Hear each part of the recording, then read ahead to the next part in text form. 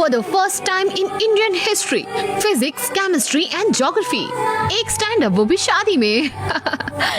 This is Vibha. Congratulations दूल्हा और दुल्हन को. Thank you. हस्बैंड और वाइफ के जोक्स तो मेरे हमेशा के हैं. ये हमारे ऊपर जोक्स बनाना बंद करो. क्यों नहीं? बिल्कुल नहीं. नहीं नहीं बिल्कुल नहीं. ठीक है, मैं अपने बारे में बात करती हूँ.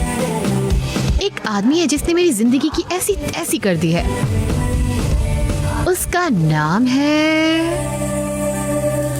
सुबू. My father. जो तुम सोचते हो सही है, उनका नाम है सुब्रमण्यम. पर अगर तुम मेरी कहानी सुनोगे तुम्हें लगेगा उन्हें सुबू कहना भी खतरे से खाली नहीं है. सच में. हाँ, इतना ही परेशान करते हैं मुझे. अगर मैं सुबू से ये चीज पूछूं तो वो कहते हैं मैं वो हूँ जो दूल्हों को मना करके उन्हें टॉर्चर करती हूँ. वो तो हमेशा फोटो दिखाते रहते हैं.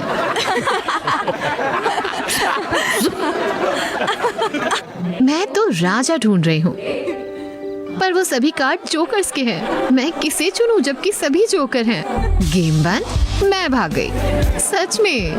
तभी वो आया, मेरा प्रिंस.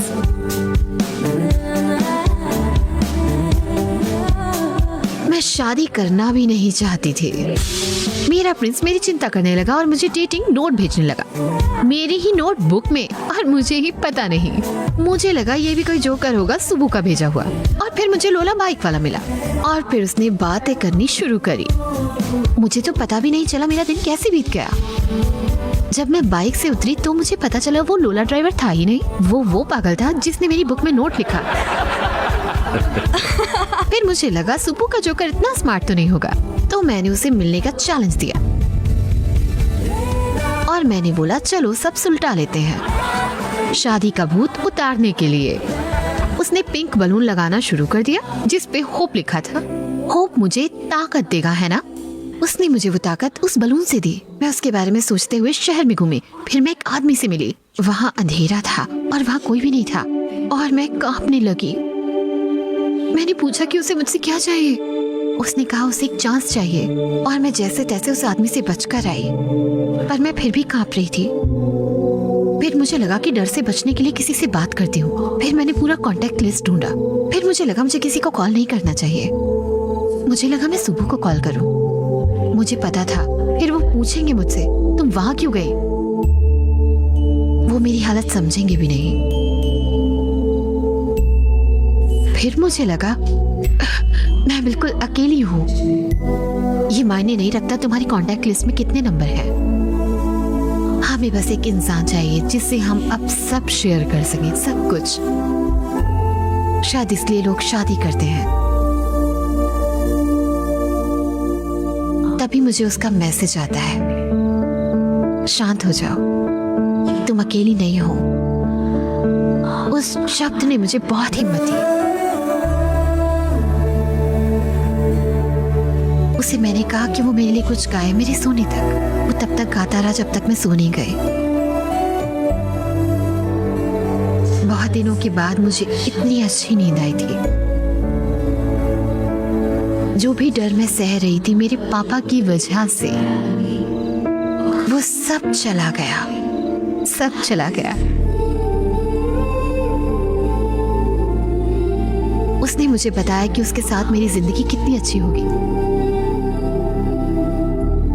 मैंने उसे मिलने का सोचा. मैं उसे मिलने का सोच ही रही थी कि मेरे पापा ने बताया ये वो है. फिर मेरे पापा ने एक शॉकिंग खबर दी कि वो शादी करने वाला है.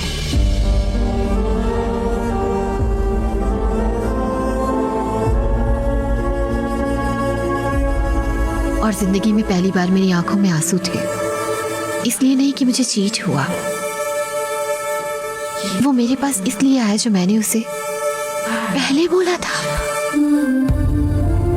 मैं हमेशा सोचती थी कि कोई तो मेरे लिए होगा, पर मुझे लगा कि वो मेरे शब्दों के लिए आया था. क्या वो सच में इतना कुछ मेरे लिए कर रहा था? इतना कुछ? उसने कहा अपनी स्माइल को होल्ड करो.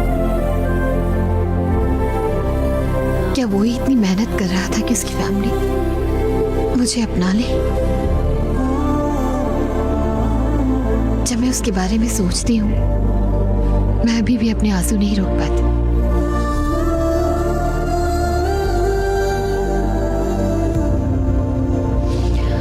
मैं अभी भी उसे देख रही हूँ गले लगाने के लिए,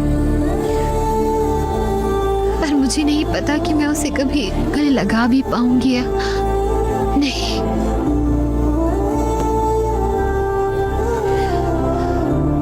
माफ करना कहानी रोकने के लिए।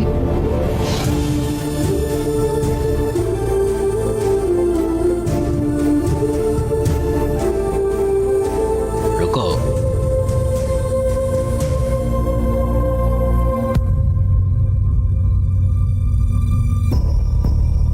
मैं रुक गया, अब बोलिए। जो भी तुम करना चाहते हो, शादी या और कुछ भी, तुम्हारी मर्जी है। जैसे चाहे वैसे रहो। अभी से तुम और मैं अलग हैं।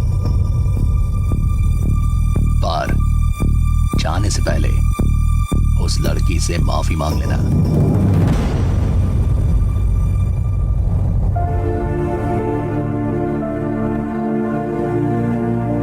सुनो मेघा, तुम चाहती हो मैं तुमसे माफी मांगूं और बताऊं कि विभा से शादी करना चाहता हूं? विभा ने पहले ही मुझे सब कुछ बता दिया था।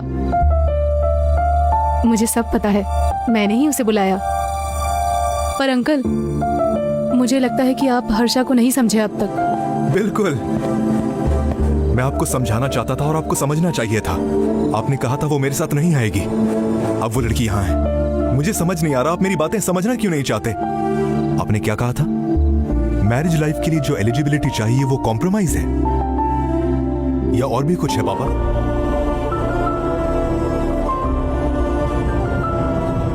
वो हमने विभा के शब्दों में देखा, रोमांस। यही है सही एलिजिबिलिटी। विभा से मिलते ही मैंने उससे पूछा, What do you expect from your married life? और मैं पागलों की तरह वो बोल रहा था जो मुझे पता भी नहीं। बाद में पता चला रोमांस ही सबसे बड़ा प्यार है। मैं एक रोमांटिक मैरिड लाइफ चाहता हूँ। इसका क्या मतलब? तुम्हारा कहना हम बिना रोमांस के शादी करके बैठे? ऐसे ही तो हमारे बच्चे हुए हैं। चाचा मैं कैसे बताऊं? आप प्यार के बारे में जानते हैं? जब रोमांस के बारे में बोलता हूं तो गलत मतलब क्यों निकालते हो? रोमांस कुछ ऐसा नहीं होता जो 10 मिनट की मैच मेकिंग में बन जाता है। रोमांस मतलब प्यार दिखाना, जताना। हर कोई ये कहता है कि वो प्यार में है, पर उनमें से कितने लोग अपना प्यार दिखाते हैं? तुम कैसे कह सकते हो कि हम नहीं दिखाते? मैं दिखाता हूँ। रुको रुको रुको रुको रुको, तुम अपना प्यार दिखाते हो? मतलब गिफ्ट खरीद के टेबल पर फेंकना वो प्यार है? ये कोई गिफ्ट खरीदने जैसा नहीं होता सर। ये होता है उसके पास जाके उसे खिलाकर उसे खुश कर देना। प्यार को ऐसे दिखाया जाता है। जब तुम्हारे हस्बैंड आसपास होते हैं तुम उनसे करोड़ों कमवाते हो और एक लग्जूरियस लाइफ चाहते हो, पर जब वो कमाने जाता है तुम कंप्लेन करते हो कि वो आसपास नहीं होते। अगर थोड़ा सा भी प्यार दिखाओ तुम्हें पता चलेगा कि सच्चाई क्या है। अगर नहीं तो सीधा एक ही चीज बोलते हैं जो कि कोई नहीं कह सकता, एक इंसान खुश करे तो दूसरे की जरूरत नहीं। दो लोग शादी करते हैं खुश रहने के लिए, पर उन दोनों को मिलाने में बहुत तकलीफ होती है। हमें उन्हें सिखाना चाहिए कि कैसे ये खत्म करें। आप बार बार कह रहे हो कि ये एक कॉम्प्रोमाइज है। लगता है बिना जान की जिंदगी जीने को बोल रहे हो। मैं ऐसी कोई जिंदगी नहीं जीना चाहता हूं। मैं अपने पार्टनर के बहुत करीब होना चाहता हूं उसके।